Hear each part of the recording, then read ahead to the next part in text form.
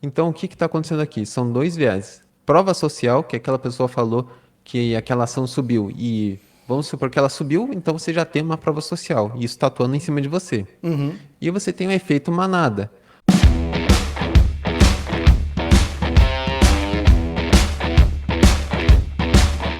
Olá a todos, sejam todos muito bem-vindos à NeuroSap. Eu sou Alessandro Henrique de Oliveira, fundador da NeuroSap, e hoje nós estamos iniciando nossas atividades aqui no canal do YouTube, onde você terá acesso a um vasto conteúdo para o desenvolvimento empreendedor, onde você vai aprender técnicas de empreendedorismo, técnicas de análise de perfil, dicas de investimento, dicas de como empreender com sabedoria e os nossos conteúdos eles serão repletos. Então nós teremos vídeos educacionais ensinando a trabalhar com ferramentas de tecnologia, também teremos entrevistas no qual chamaremos aqui especialistas para estarem compartilhando seu conhecimento a fim de que a gente possa estar refinando esta arte, a arte do empreendedorismo, sabendo que empreender no Brasil não é para amadores. E hoje a gente vai ter uma entrevista muito bacana com uma pessoa que é empreendedora, ela é investidora e também está lançando o seu primeiro livro. Então é com grande prazer que a gente recebe hoje na NeuroSap Gustavo Guise. Gustavo, seja muito bem-vindo à NeuroSap. Muito obrigado pelo convite. E para aqueles que não me conhecem, eu sou o Gustavo Campos Guise, sou palestrante, mentor, investidor desde 2016, sou fundador do Almanac Financeiro e agora sou autor do livro O Investidor Conhecimento Essencial. E o meu objetivo é sempre simplificar o mundo dos investimentos para quem está me ouvindo e me vendo. Olha só, então você já vem trabalhando no Almanac Financeiro. Gustavo, conta para nós, o que exatamente é esse projeto Almanac Financeiro? O Almanac Financeiro, ele envolve, é como se fosse é um projeto de educação financeira. Então, dentro do Almanac vai ter livros, como esse livro que eu estou lançando, vai ter aulas, vai ser onde o pessoal pode estar me contratando para fazer palestras ou até mesmo as mentorias. Então, todas essas informações você encontra dentro do projeto Almanac Financeiro. Tanto é que é daí que vem o nome, né? O Almanac Financeiro, ele é um livro onde você consegue ter um compilado de vários outros livros. Por exemplo, você pode ter um almanaque da Bíblia. Então, é um livro onde tem várias histórias sobre a Bíblia. Ou você pode ter um almanaque da Enciclopédia. Então, é um livro onde que tem vários recursos sobre pesquisas. E é essa que é a ideia. Um almanaque financeiro onde você encontra tudo sobre finanças. Poxa vida, que interessante. E há quantos anos você já tem esse projeto do Almanac Financeiro? Bom, eu tenho ele incubado desde 2016, que é quando eu comecei a investir. Quando eu comecei a investir, eu já comecei com essa ideia de ter algo, de criar uma empresa, de ter alguma coisa junto. Porém, ele ficou incubado durante um grande período, né? Aí, só recentemente, uns 2 anos, eu comecei a construir um almanac de uma maneira mais como um negócio, né? Eu vim atuando mais em cima dele, comecei a criar canais, como o canal do YouTube também, que Sim. é uma fonte de informação do Almanac Financeiro. Tem o meu Instagram também, que faz parte do Almanac. Então, e tem um livro que eu estou lançando. Então, o Almanac ele vem sendo construído durante esses 2 anos. Olha só que interessante. E aí, já chegou no primeiro milhão? O pessoal quer saber aqui no estúdio. Ainda não, estamos correndo para isso, né? Trabalhando bastante, mas como é empreender no Brasil, né? É um pouco difícil, a gente ainda está começando, engateando ali, bem nos passos curtos mesmo. Que legal. E, Gustavo, conte para nós, como é que foi que nasceu a ideia de você escrever um livro e agora está chegando próximo para publicar com um tema que é altamente instigante, que no livro você ensina a como investir, traz a ideia de mentalidade de investidor e ainda faz uma associação do que é um empreendedor que tem a mentalidade de investidor. Como é que foi o desenvolvimento desse projeto? Nossa, muitas perguntas. Vamos começar com a primeira. Como que surgiu essa ideia, né, do livro? O livro, na verdade, esse livro que eu estou escrevendo, vou lançar, ele é derivado de um caderno de pesquisas meu, né? Então eu tenho um caderninho onde que eu anoto todas as informações que eu tenho sobre o mercado financeiro, dúvidas, curiosidade, tudo isso está compilado dentro de um caderno, que eu venho escrevendo ele desde 2016, então tem muita coisa lá. Tanto é que eu acho que não é brincadeira se eu falar que no livro O Investidor só vai ter 10% do que tem no meu caderninho de anotações. Então, a ideia foi que pegar essas informações, transformar no livro e poder compartilhar. E assim se seguiu, né? Comecei com essa ideia, daí eu tive outras ideias de outros livros, né? A partir desse caderno de anotação, e assim foi crescendo. Perdão, acho que eu acabei esquecendo. Qual que era a outra pergunta mesmo? Daí eu coloquei ali no contexto sobre como é que você fez essa conexão entre a mentalidade investidora com a mentalidade empreendedora. Até então, acho que a maioria das pessoas pensa assim, se eu sou empreendedor, tecnicamente eu sou um investidor também. Não é assim que funciona? Não é assim. Na verdade, o empreendedor ele tem que estar junto com o investidor, né? Pode ser até a mesma pessoa. Porém, eu coloquei ele no começo do livro, porque até mesmo quem for investir ou empreender tem que dar um passo atrás e entender como que funciona a psicologia, tanto no mercado financeiro como no mercado de negócios. Então foi aí que eu coloquei. E quando eu falo de psicologia nos negócios, eu já abri alguns negócios também que não deram certo e que eu vi que não era o mesmo objetivo que eu queria, né? Que daí depois eu descobri o objetivo de educar as pessoas, né, financeiramente, e assim foi seguindo. Então eu tive alguns negócios como um carrinho de cachorro-quente, loja de roupa, teve vários negocinhos pequenos assim, sabe? Aí eu não vi que não era o que eu queria. Aí depois de um tempo que eu percebi que eu queria atuar no mercado financeiro, né, como educador. Aí foi indo para esse lado. E voltando ali sobre a mentalidade é o ponto principal para quem está investindo ou empreendendo, até porque existem vários vieses cognitivos, né? Só lembrando que vieses são como se fosse uma sementinha que fosse implantada, né, no seu subconsciente, e toda vez que alguém fale alguma coisa ou que te instigue a pensar e aciona essa sementinha, você sempre toma uma decisão com base naquela sementinha. Então, por exemplo, você pensa em ir tomar um café. Só que já tem uma sementinha dentro do seu subconsciente que já fala para você, ficou tarde, vamos tomar café. Então isso que é um viés cognitivo, é alguma coisa que te aciona.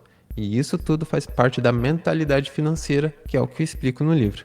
Muito interessante. Até uma coisa que eu quero te agradecer aqui publicamente, que você tão bondosamente, mesmo antes do lançamento do livro, já cedeu uma versão no qual eu pude ter o contato, e eu estava vendo, o seu livro ele é muito amplo. Então você trabalha no conceito de gestão, no conceito de economia, se aprofunda na ideia do sistema financeiro. Eu acho que esse é um tema bastante relevante, porque tem muito empreendedor que às vezes é muito bom numa área, mas desconhece totalmente como funciona o sistema financeiro, que inclusive a empresa dele estará inserida de alguma forma, não é? Sim, com certeza.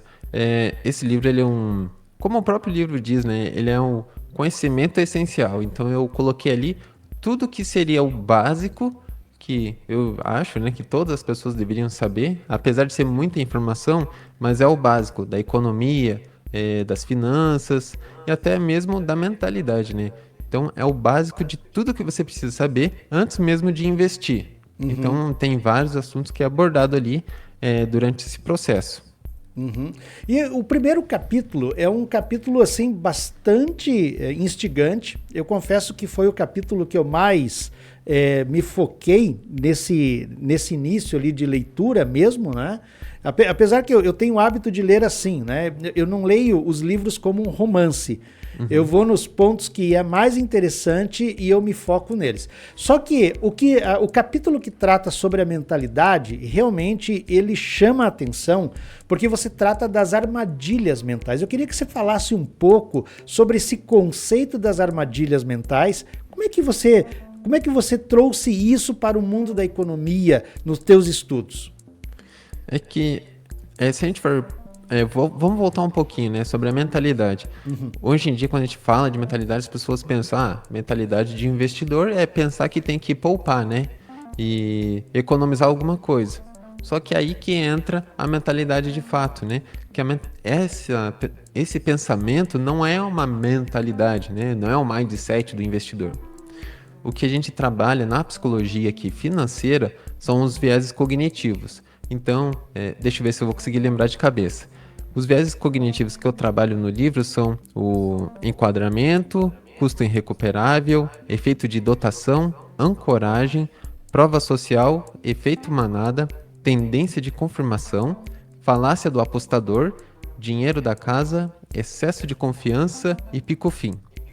Então, existem outros gatilhos, né? Outros vieses cognitivos, mas esses são os principais que, quando acionado, você toma uma decisão e você acha que é a sua decisão, mas na verdade não é a sua decisão.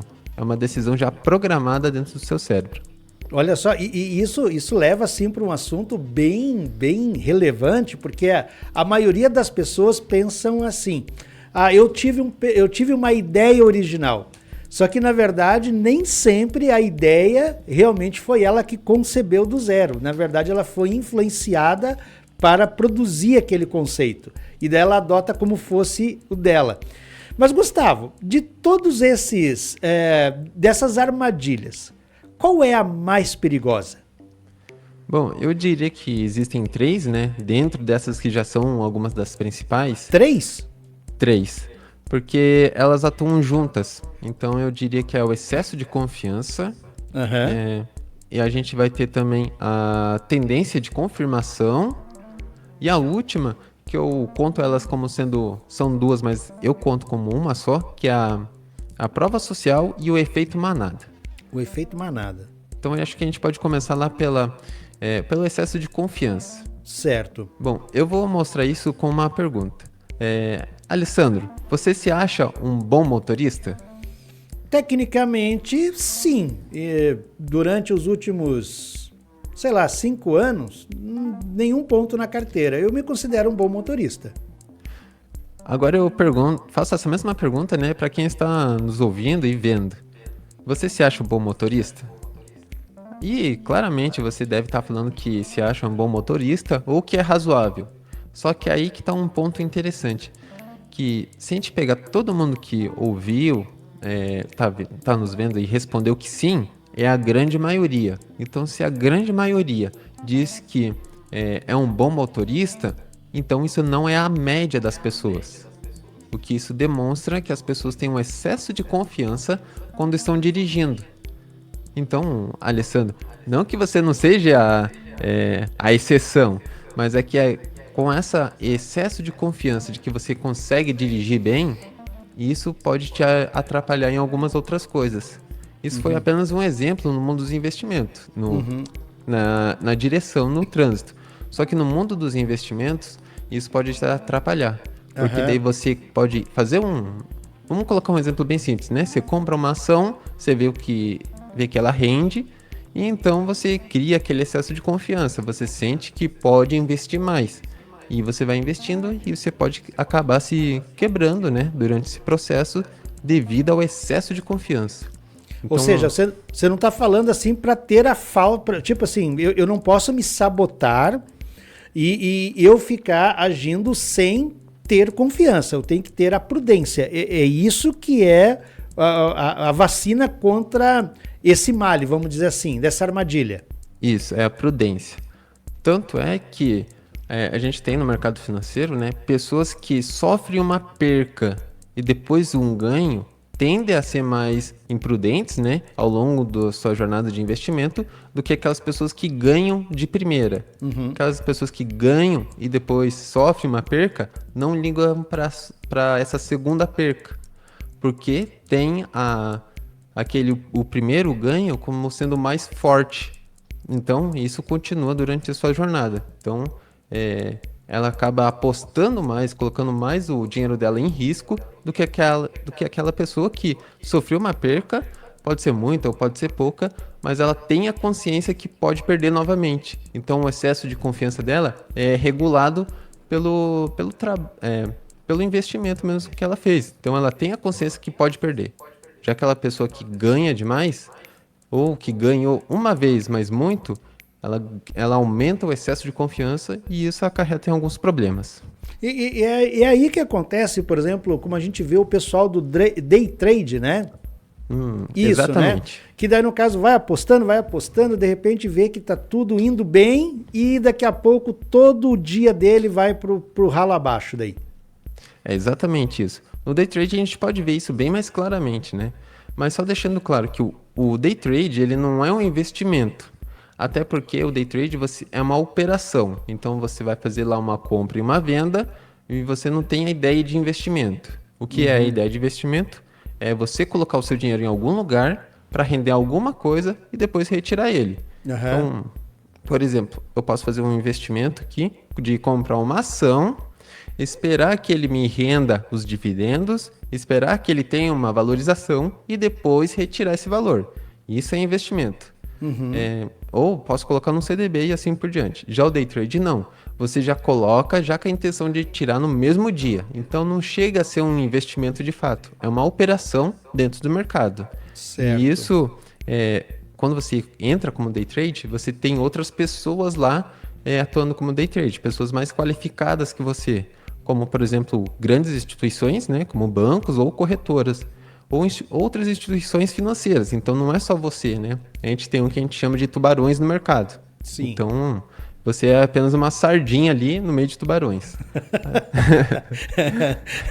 É uma sardinha, e fala assim, né, que em briga de peixe grande, lambari se esconde atrás da pedra, né? Exatamente. Então, antes de querer realmente ousar que nem esses caras fazem, é necessário desenvolver bastante skills aí, habilidades para daí poder enfrentar, né?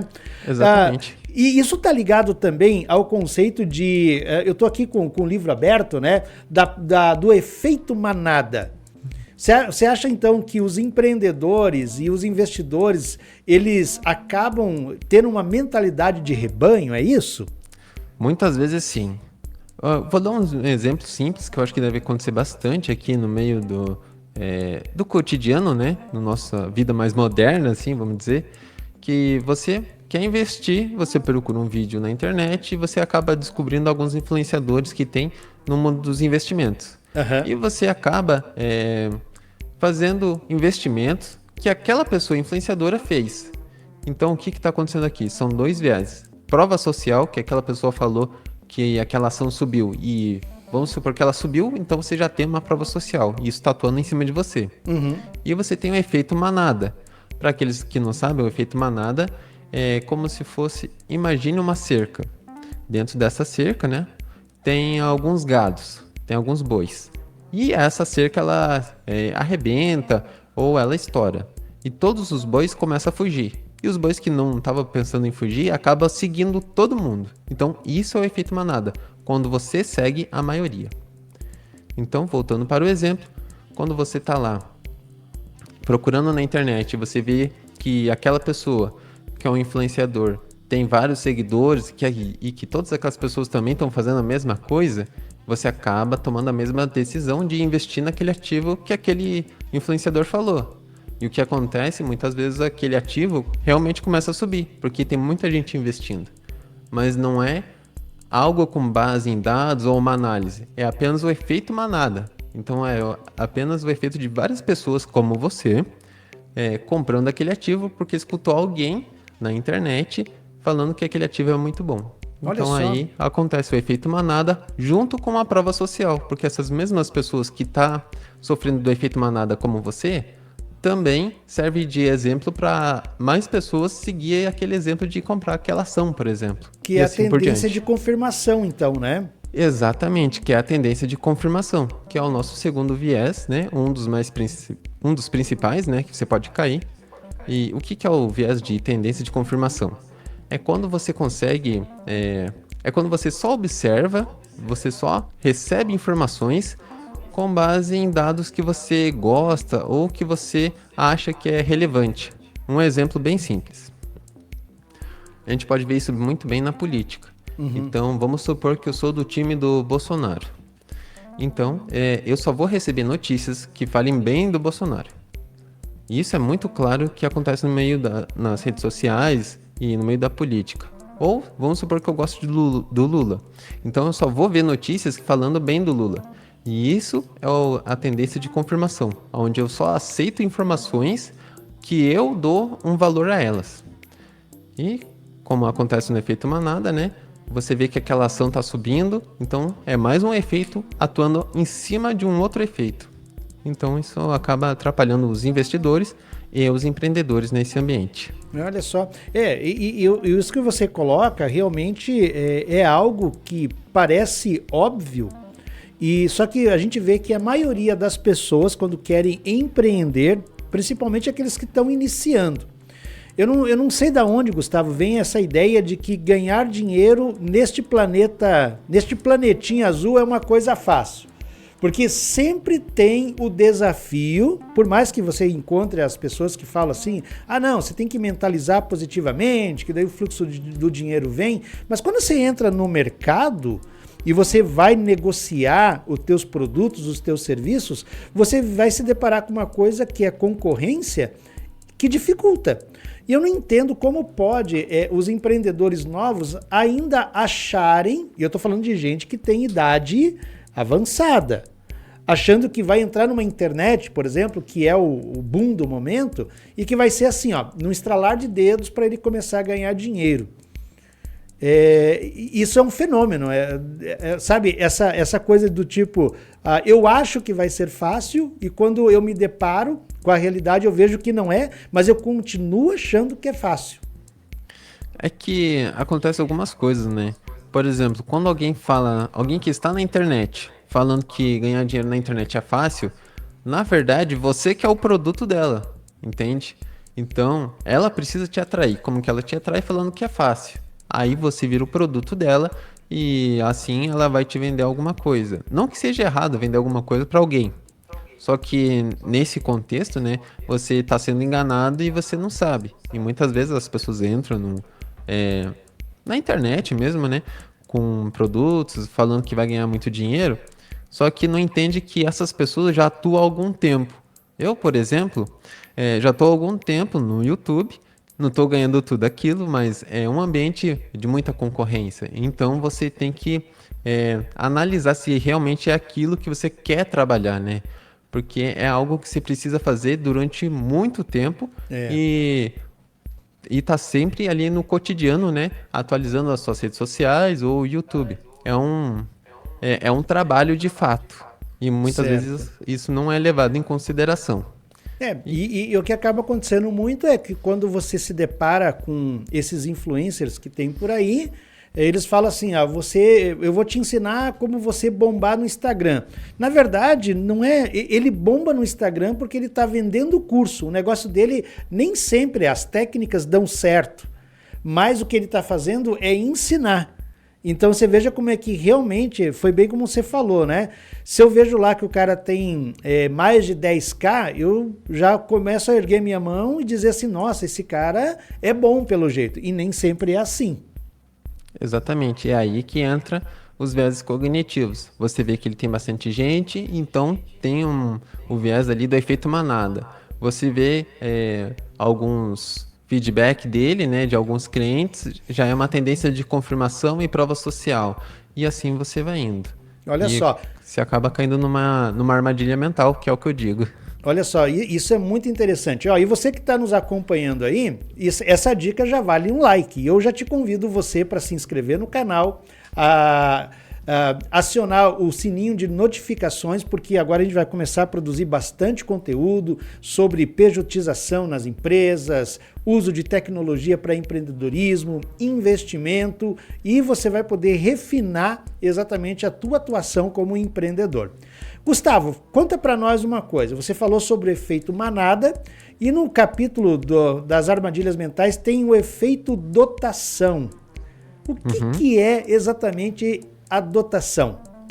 Olha, isso dá pra gente fazer um outro exemplo aqui que vai ser bem legal. Vai ser um exemplo dinâmico. Sim. Vamos supor que o Alessandro comprou lá um vinho caro ou ganhou esse vinho. Eu dou esse vinho pro Alessandro e ele vale, vamos supor lá, uns R$200. E a gente espera um tempo e passa 2 anos. E esse vinho passa a valer R$ 400. Certo. Eu pergunto para você, Alessandro, você vende ou você segura esse vinho por mais algum tempo? Olha, depende, né? Acho que vamos colocar o seguinte, a maioria seguraria para ele deixar valorizar mais, para daqui a pouco você vender ele para um colecionador que vai pagar uma grana muito alta, que vai ser melhor do que aquele que vai simplesmente comprar para apreciar, não é verdade? Exatamente. É isso que o efeito dotação causa na pessoa. Faz com que a pessoa adote um valor maior naquele objeto porque é dele. Então esse vinho, na verdade, ele ainda tem um valor de R$ 200, apesar de ter passado o tempo. Aham. Ele pode ter valorizado R$ 400. Só que, será que de fato você vai conseguir vender por R$ 400? Será que você não está valorizando demais? Aham. Ou você viu aquilo no mercado e supondo que seja o mesmo vinho idêntico, você dá o mesmo valor. Aham. Esse é o efeito de dotação, de você dar um valor maior para alguma coisa só porque é seu. Um exemplo bem claro no mundo dos investimentos é quando você compra algumas ações. Eu vou dar ações porque eu acho que é o ativo que todo mundo deve conhecer bem. Sim. Você compra ele e sobe. Beleza. Aí você poderia vender essas ações e comprar outros ativos ou esperar uma queda. Só que você acaba não vendendo. Aí, como consequência, né, o mercado ele é cíclico, então ele tem altas e tem quedas e esse ativo volta a desvalorizar. E você não vendeu quando tinha a oportunidade de vender. E isso acontece no mundo dos investimentos. E esse seria o que você chama de pico-fim? Não, esse é o efeito de dotação, quando você dá um valor a mais Aham. para a ação. Então você não vende ela porque você acha que pode valorizar mais. Ah, Entende? sim. Eu digo pico-fim porque você falou assim, ele chega no ápice e de repente ele cai. Ah, sim. Uhum. Não, o pico-fim, ele tem uma ideia diferente. O pico-fim é quando... Um outro exemplo. É como se fosse o seriado Game of the Thrones. O seriado é bom, só que o final do seriado, para muitas pessoas, foi ruim. Então, o que acontece?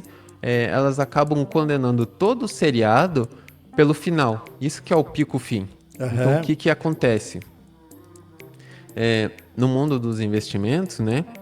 Em vez de você condenar toda a empresa por causa de um lançamento de um... Vamos supor que a empresa lá ela teve um prejuízo. Você acaba condenando toda a empresa por causa de um prejuízo que ela teve no último semestre, entende? Certo. Então é isso que acontece. Então o pico-fim, ele sempre pega o pico, que é onde tem a maior relevância para você, e tem um final. Então o que Certo. acontece? As empresas elas têm a tendência de colocar uma relevância ainda maior em coisas mais atuais, no que aconteceu agora. E daí problemas, né? Vamos supor que teve esse prejuízo, ela tenta abafar, só mostrando um outro lado. É isso que é o pico-fim. Isso que é o pico-fim. E o da casa lá? Como é que é o dinheiro da casa? Isso aí você está falando que o dinheiro dos sócios não se mistura com o dinheiro da empresa ou é algo mais profundo? Ah, é algo um pouco mais profundo. Legal. Deixa eu pensar. Como que eu vou dizer? É que esse é um pouco mais complexo. Tá. É como se fosse assim, ó. Vamos supor que você faz uma aposta na Mega Sena Tá. e você ganha um dinheiro. Você ganhou lá, vamos supor que ganhou lá, não foi um valor muito alto, você ganhou R$ 500. Certo. Beleza. O que você faz com esses R$ 500? Normalmente você gastaria esses R$ 500. Porque você fala que você ganhou 500, então você tem esse direito de gastar esses 500. Porque esse valor veio do nada, entre aspas. Certo. O dinheiro da casa diz que todo o dinheiro que você recebe, ele se torna seu. Então, como você ganhou esse 500, não faz sentido você já gastar esse 500. Sim. Entendeu? Então, o que entrou não pode sair muito rápido. Isso que é o dinheiro da casa. Se você recebeu um dinheiro, pega, segura e entenda que aquele dinheiro agora é teu. E como que isso aparece no mundo dos investimentos? Você pode... Vamos supor que você já tem uma carteira lá de investimentos e você recebe dividendos. E você pode pensar assim, aqui eu já tenho um valor grande de dividendos. Vamos supor que agora eu estou recebendo R$ 900 em dividendo. você pode pensar em gastar esse dividendo. Só que você tem Certo. que lembrar que esse dividendo, ele entrou para você. E você já está há algum tempo investindo para acumular aquele valor. Você não pode simplesmente gastar ele do nada. Então, lembrando o dinheiro da casa, lembrando lá da Mega Sena, você ganhou o valor, você segura e entende que aquele dinheiro agora é teu. Ele não entrou do nada. Então, você ganhou aquele 900, você faz um replanejamento, né? De onde que vai gastar. Você não pode sair gastando só porque ganhou. Isso que é o dinheiro da casa. Olha só que interessante, eu não tinha parado para pensar por esse ângulo a respeito do dinheiro da casa, mas é algo que a maioria das pessoas fazem, né? E os empreendedores, falando aqui, que é bem o nosso foco, tudo parece que se torna investimento, não é verdade? Eu vou comprar um parafuso, é investimento. Eu vou comprar, sei lá, um mouse, por mais que ele não precise do mouse novo, eu estou fazendo um investimento. E não é bem assim. Não é. Isso daí, na verdade, não é um investimento, é um custo que você está tendo, né, para poder promover algum produto. Então, Certo. se você precisa do parafuso, é porque você precisa daquele parafuso para construir lá um banco ou algum brinquedo, alguma coisa assim. Então, aquele parafuso não é um investimento, ele é um custo para a sua produção de algum produto. O que seria um investimento? Investimento é abrir uma nova loja porque você imagina que terá um retorno. E aí que entra um pouquinho da óptica, né, do empreendedor e do investidor. Vale a pena abrir mais uma loja? Se eu abrir aquela loja, vamos supor que você vai abrir uma loja, você vai ter 20 mil de custo para fazer essa aquisição e aqui entra a mentalidade do investidor. Será que vale a pena abrir essa nova loja agora ou investir em alguma outra, num ativo financeiro mesmo, né? Fazer um investimento de fato. Vamos supor que você vai fazer essa abertura, só que você está no período ali de janeiro a fevereiro, que são alguns meses que não tem muito giro. Porque fevereiro, né, tem um carnaval e assim por diante, então as suas vendas vão cair. Então, como investidor, você deveria pegar esse dinheiro, investir, para depois sim pensar se realmente ainda faz parte, né? Se faz sentido você estar abrindo aquela loja para poder expandir seu negócio. Essa é a mentalidade do investidor, sempre de longo prazo, sempre pensando numa estratégia de alocação de recursos. E esse recurso é o dinheiro. Então, aonde que você vai colocar o dinheiro e o porquê? Certo. Então, o empreendedor já vai ter aquela visão mais de evolução, de criação, de colocar a mão no fogo, né, pelo negócio, de estar ali na linha de frente. Então, muitas vezes, o empreendedor precisa ser investidor para ver se realmente você vai conseguir aquilo, se você vai evoluir e assim por diante. E é muito difícil um empreendedor achar esse ponto de equilíbrio, porque, veja bem, são duas posturas até então tecnicamente distintas, né? Aquela que olha a longo prazo e aquela que quer realmente realizar nesse momento. É muito complicado chegar nesse equilíbrio ou não? Não, até porque é uma questão de educação financeira, né? Então, quando você está ali empreendendo, é porque você imaginou ou viu alguma oportunidade no mercado ou na região que você está e assim por diante. Sim. Então, como investidor, você vai começar a ter uma educação financeira. Então, você vai pensar como o teu dinheiro vai retornar para você. O empreendedor, ele sempre pensa no retorno, né? Vou investir aqui, né? Vou investir no meu negócio para ele me dar um retorno. O investidor, ele vai ter uma visão um pouco mais de longo prazo. Ele vai pensar se aquele dinheiro realmente vai dar um retorno. Se vale a pena investir nesse empreendimento ou em outro empreendimento e assim por diante. Então, é uma coisa que você vai unindo, né? O empreendedor com a educação financeira. Certo, certo. E você advoga, eu não sei, estou colocando assim como advoga ou orienta, acho que talvez essa seria a palavra mais correta, que eu como empreendedor, né? Quando eu falo eu, estou dizendo todo empreendedor, ele deveria pensar seriamente em separar uma parte dos lucros dele e comprar ações, sei lá, Tesouro Nacional, que você pode comprar ações do Tesouro, né? O que você orienta aos empreendedores nesse sentido? Bom, eu acho que todo empreendedor deveria investir. Não precisa ser no CNPJ, né, do negócio, pode ser até no seu CPF. Mas o que orienta é que realmente tenha uma parte de investimento, nem que seja, como eu tinha falado para você, né, nos tesouros direto, né, que você vai ter ali alguns títulos. Até porque quando você vai empreender, você está à mercê do que acontecer. Então você não tem exatamente um futuro planejado, né? Você planeja, mas se ele vai acontecer daquela forma, já é outra coisa. Aí, como investidor, você começa a montar uma reserva de emergência. Então você está preparado para empreender no mercado. Quando você começa a investir ali, comprar algumas ações, fundos imobiliários, existem vários ativos, né?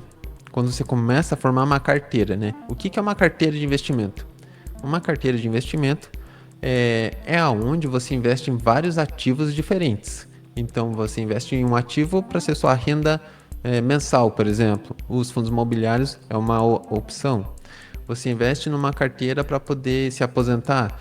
Então você pode ter uma carteira de aposentadoria um pouco mais agressiva, comprando ações, por exemplo. E você pode ter também dentro da sua carteira uma reserva de emergência. Então você vai ter ativos ali como o Tesouro Direto. Como dentro do Tesouro Direto a gente tem 3 classificações, né? E você investe lá no Tesouro Selic.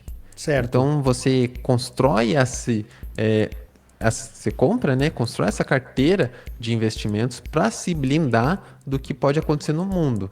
Então, um grande exemplo disso é a Covid que teve, né? Sim. Muitos empreendedores quebraram e os que não quebraram é porque tinha uma reserva. Pode ser que ele não investisse esse dinheiro. Se investisse, seria melhor. Mas vamos supor que ele deixasse essa reserva guardada num banco. Ele conseguiu, né, sobreviver durante esse período, apesar de ser um período muito complicado para pequenos empreendedores, né? Mas com um investimento ali, naquela situação, seria o ideal para ele poder se manter durante esse período e depois vir e talvez comprar o concorrente e assim se expandir. Certo. O Luiz Barsi, ele tem uma atuação bem interessante, inclusive a filha dele na internet, ensinando a fazer investimentos. E eles são totalmente contra a ideia de você comprar títulos do governo, né? Comprar Tesouro Selic, enfim, investir nisso, porque eles dizem assim, olha, o governo é incompetente, só sabe cobrar imposto, os impostos não retornam para os cidadãos, muito menos para os empresários, e, segundo a ótica deles, não é interessante investir nisso. Qual que é a tua leitura sobre essa ideia? Bom, aí você tem alguns pontos, né, que cai também sobre a mentalidade, que era o tema que a gente estava falando antes. Até porque, ó, se a gente for analisar, ele já tem uma certa quantia de dinheiro investido em ações que ele não precisa comprar títulos do governo. O governo, eu concordo com eles na parte do imposto, que o governo cobra bastante, só que a questão para o brasileiro, agora, ele investir, por exemplo, no Tesouro Direto, você pode investir lá até R$30, é um investimento mínimo. Então, é um investimento muito fácil para qualquer um fazer. E como eu mostro também em outras partes do livro, né, sobre a economia, você consegue se blindar da inflação, o que é um grande risco no Brasil, Sim. E da taxa de juros, que também é outro grande risco na economia do Brasil. Que, lembrando, né, no momento desse vídeo, a taxa de juros está 14,25%. Que é muito alta, que é absurda. Então, como que um investidor como eu, você, ou você mesmo, Alessandro, como que a gente vai se proteger dessa taxa de juros? A gente compra títulos que vão pagar essa taxa de juros. Essa é uma maneira de a gente estar se blindando frente a isso. Se a gente tivesse uma quantidade de dinheiro um pouquinho maior, a gente poderia investir no exterior, o que aí claramente seria bem melhor, né? E a gente estaria blindado e ganhando em dólar.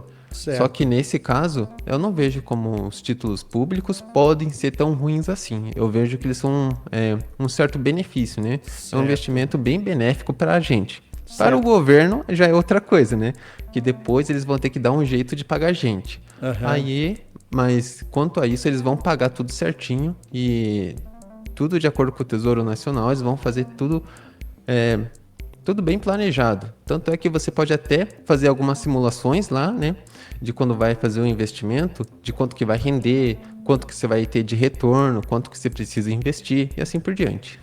Então, no caso você está dizendo que se eu comprar, por exemplo, títulos do Tesouro, como para desenvolver minha mentalidade, né, de investidor acoplada ao meu empreendedorismo, eu vou conseguir sacar ele rápido, caso eu precise, e eu vou ter, no caso, uma segurança que, por exemplo, uma ação não me dá. Porque eu posso comprar uma ação, por exemplo, a R$ 90 e de repente dá uma crise no mercado e aqueles R$ 90 se tornarem R$ 10. E aí eu tenho que absorver o impacto e esse é o jogo. Com o Tesouro já é diferente. Já é diferente. Um exemplo bem prático que eu acho que deve acontecer no cotidiano de algumas pessoas é de quererem conquistar a casa própria. Agora a gente está com uma taxa de juros bem alta. O que isso acontece? Com uma taxa de juros alta, a taxa Selic, o que ela faz? Ela aumenta os juros de financiamento, de empréstimo, de outras coisas. Então, se você for comprar algum imóvel agora nesse período de taxa alta, você vai ter que pagar muitos juros no seu financiamento do seu imóvel. Certo. O que você pode fazer como investidor? Pega esse dinheiro que você já imagina que vai gastar, né? Vamos supor que você imagina lá que vai pagar algumas parcelas lá de R$ 1.000 durante um tempo. Tá, então já separa esse dinheiro e vai comprando em tesouro direto lá na Selic, porque a Selic tá alta. Então, ao invés de você pagar esses juros, você tem que ter a ideia de receber esses juros e assim ir acumulando. Aí quando a taxa de juros abaixar, aí sim você pode dar uma entrada um pouco maior, pegar um financiamento um pouquinho melhor para poder adquirir, né, a casa própria. Certo. Nesse conceito de adquirir a casa própria, me veio agora aqui uma ideia. Tem muitos empreendedores que, sei lá, o camarada vai montar o mercado, né? Vai começar com um pequeno mercado, a ideia é desenvolver uma panificadora, ou, por exemplo, uma panificadora gourmet, ou quer vender, sei lá, bebidas, né? Que hoje a gente tem muitas pessoas empreendendo, montando distribuidoras, né? Nessa ótica, você acha assim que vive de aluguel ou pensa em, de repente, usar o dinheiro investindo de alguma forma para ter a própria sede? O que você dá de conselho para quem está nos assistindo? Imaginando que você tem um negócio e que, vamos supor que é um pequeno hortifruti que está alugado e você colocou lá. Talvez seja interessante, aí você precisa analisar a sua situação. Talvez seja interessante deixar alugado mesmo, porque você vai ter alguns benefícios ali de não se preocupar com o imóvel. Certo. Né? Que essa preocupação fica com o locatário que vai te alocar. Certo. Então talvez seja interessante deixar alugado. Só que, se a gente for trazer para uma visão de longo prazo, que você pretende expandir o seu negócio, então talvez seja interessante você, vamos supor, né, que você ainda está no aluguel lá, fica pagando aluguel, só que começa a separar um dinheiro para comprar um imóvel. Então, no longo prazo, ter um imóvel próprio para o seu negócio é o melhor. Mas se for um negócio temporário, ou você não tem a certeza que vai continuar ali naquela região, ou não vai, né? Que eu digo, vai continuar na região porque você pode se mudar. Vamos supor que você é um barbeiro e você pode se mudar, né? Da sua região e ir para outra. Então, você tem que sempre levar em consideração o seu ambiente. No longo prazo, é bom ter um negócio que seja seu, no seu nome. Agora, caso seja algo temporário, rápido, ou não seja um serviço que precise de muito mobília, né? Que nem no barbeiro, ele vai precisar de bastante. Então, ele vai ter que acarretar muito dinheiro com isso. Então, você tem que sempre calcular essa questão.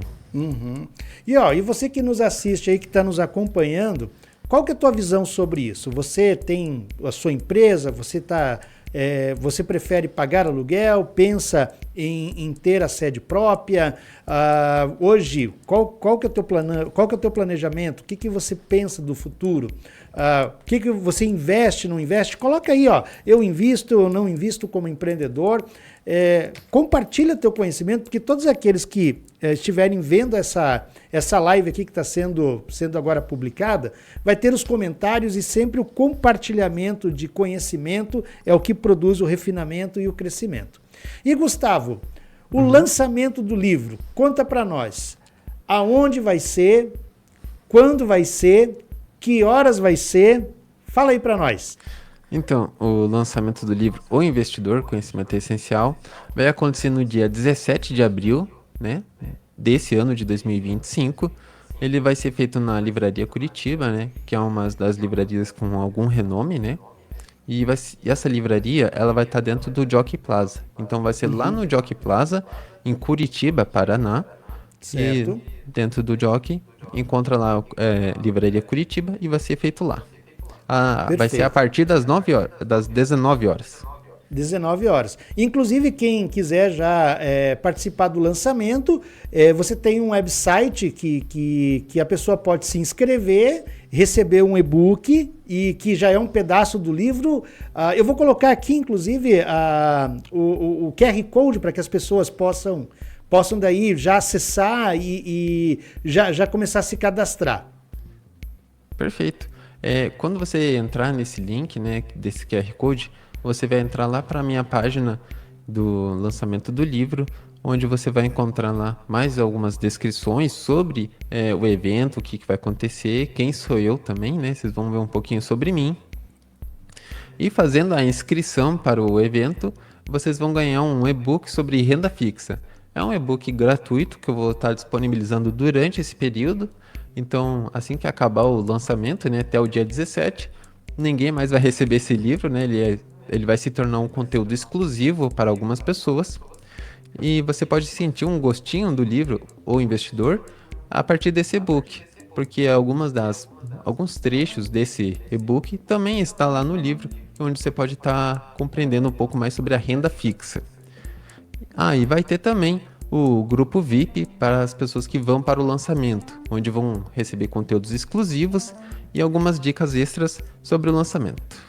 Bacana, olha só, ficou bastante tempo aí o QR Code na tela, qualquer coisa você volta o vídeo um pouquinho, aponta a câmera do celular, se inscreve, participa do grupo, porque realmente vale a pena. Eu já me inscrevi, eu já fui um dos primeiros, quando você lançou e compartilhou comigo, eu já entrei, baixei o e-book e realmente ele agrega valor.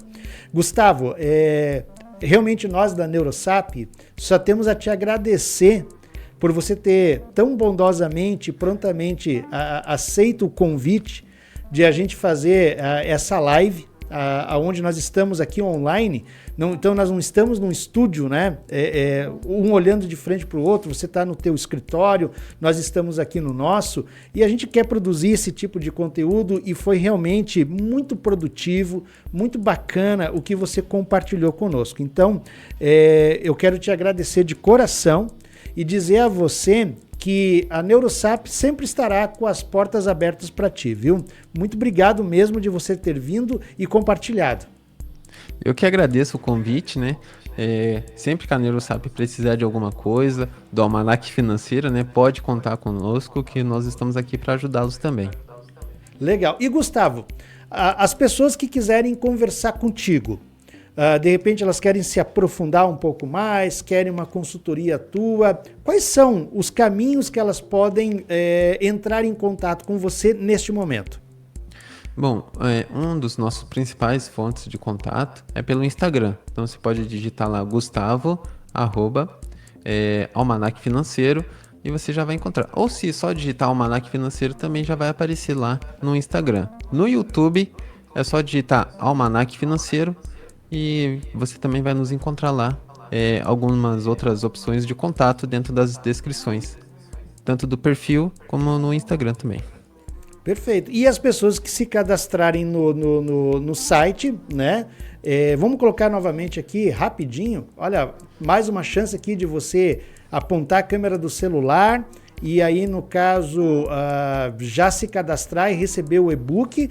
Essas pessoas irão para um grupo de WhatsApp que terão um tratamento VIP, é isso? Exatamente. Vai ter tanto um tratamento VIP durante o lançamento, quanto depois. A gente vai ter algumas atividades ali que a gente vai estar atuando Não vou poder dar spoiler do que vai ser feito, mas vão receber algumas coisas bem interessantes sobre o mundo dos investimentos e do mercado financeiro. Bacana. Gustavo, mais uma vez, muito obrigado pela tua presença.